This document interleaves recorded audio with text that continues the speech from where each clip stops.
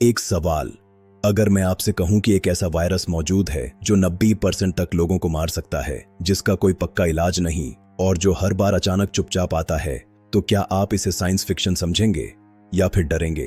अब दूसरा सवाल, अगर मैं कहूं कि ये वायरस कई बार भारत में हमला कर चुका है और अगली बार ये कहीं भी कभी भी फैल सकता है, तो क्या अब भी आपको लगेगा कि ये सिर्फ न्यूज है? ये कहानी है निपा वायरस की, एक ऐसा नाम जो ज्यादातर लोग पहली बार तभी सुनते हैं जब बहुत देर हो चुकी होती है। नाइपा वायरस कोई आम फ्लू नहीं, कोई सीजनल इन्फेक्शन नहीं, ये एक ज़ूनोटिक वायरस है, यानी ऐसा वायरस जो जानवर से इंसान में आता है। वर्ल्ड हेल्थ ऑर्गेनाइजेशन यानी WHO इसे प्रायोरिटी पैथोजन कहता है, मतलब ऐसा वायरस जो अगली महामारी बन सकता है। अब सोचिए, जब WHO किसी चीज को प्रायोरिटी थ्रेट कहे तो वो मजाक नहीं होता। मलेशिया, एक पिग फार्म, कुछ लोग बीमार पड़ते हैं, पहले बुखार, फिर कंफ्यूजन, फिर सीजर्स और फिर मौत। डॉक्टर्स हैरान, इलाज काम नहीं कर रहा, एंटीबायोटिक्स बेकार, वायरस किसी और लेवल का था। बाद में पता चला ये एक नया वायरस है, नाम पड़ा नीपा, क्योंकि पहला मरीज सुंगाई नीपा नाम की जगह से था। अब यहां कहानी में आता है सबसे डरावना कैरेक्टर, फ्रूट बैट। हाँ, वही चमगादड़। स्टडीज के मुताबिक नीपा वायरस का नेचुरल रिजर्वॉयर है टेरोपस स्पीसीज की बैट्स। ये बैट्स खुद बीमार नहीं होती, लेकिन उनका सलाइवा, यूरिन या हाफ ईटन फल वायरस से भरे होते हैं। अब सवाल, अगर बैट्स बीमार नहीं होती तो इंसान क्यों मर जाता है? यही तो साइंस का डर है। अब कहानी भारत की, वेस्ट बंगाल।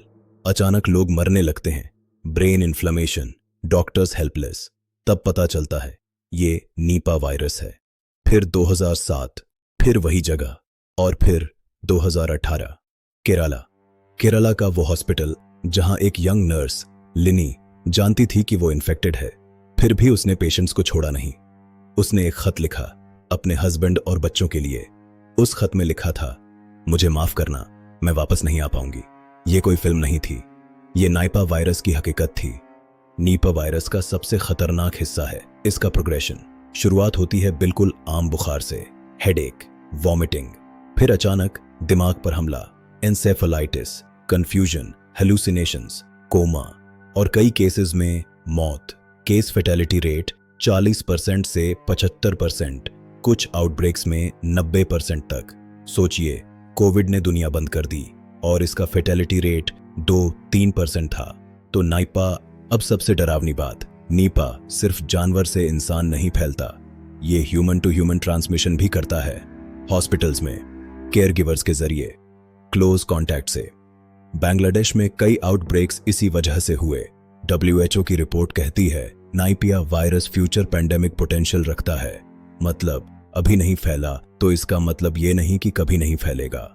बांग्लादेश में एक अजीब पैटर्न मिला, जो लोग रॉ डेट पाम जूस पीते थे वो ज्यादा इन्फेक्टेड थे। क्यों? क्योंकि बैट्स रात में डेट पाम ट्रीज पर बैठती हैं, जूस में सलाइवा और यूरिन गिरता है, सुबह वही जूस सीधा इंसान के शरीर में। एक छोटा सा कल्चरल हैबिट और इतनी बड़ी कीमत। अब सबसे अहम सवाल, क्या नाइपा वायरस का इलाज है? सीधा जवाब, नहीं। कोई अप्रूव्ड वैक्सीन नहीं, कोई स्पेसिफिक एंटीवायरल नहीं। डॉक्टर सिर्फ सपोर्टिव केयर देते हैं, वेंटिलेटर, ICU, कुछ एक्सपेरिमेंटल ड्रग्स जैसे रिबाविरिन, लेकिन रिजल्ट्स मिक्स्ड हैं। मतलब अगर आउटब्रेक बड़ा हुआ तो सिस्टम कोलैप्स कर सकता है। हर बार नाइपा आउटब्रेक क्यों डर पैदा करता है? क्योंकि सिम्टम्स लेट आते हैं, डायग्नोसिस मुश्किल, आइसोलेशन जरूरी, हेल्थ केयर वर्कर्स रिस्क में। केरला ने 2018 और 2021 में स्ट्रिक्ट कॉन्टैक्ट ट्रेसिंग से आउटब्रेक रोका, लेकिन सवाल यह है, क्या हर जगह केरला जैसी प्रिपेयर्डनेस है? अब एक नया angle, climate change. Forests cut हो रहे हैं, बैट्स का हैबिटेट टूट रहा है, एनिमल्स इंसानों के करीब आ रहे हैं। एक्सपर्ट्स कहते हैं ज़ूनोटिक स्पिलओवर्स बढ़ेंगे।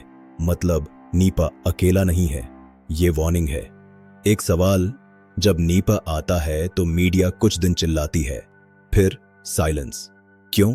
क्योंकि ये स्लो किलर है, नो विजुअल्स, नो ड्रामा। लेकिन साइंस कहती है जो खतरे धीरे आते हैं वो ज्यादा खतरनाक होते हैं। सोचिए, कल आपके शहर में एक केस आया, hospital sealed, contacts trace, rumours फैलने लगे, व्हाट्सएप मैसेजेस, पैनिक। क्या हम तैयार हैं? या फिर हम फिर कहेंगे हमें नहीं पता था? WHO, CDC, Indian council of medical research, ICMR, the Lancet, nature journal सब चेतावनी दे चुके हैं। एनाइपा वायरस कोई थ्योरी नहीं, ये डॉक्यूमेंटेड खतरा है।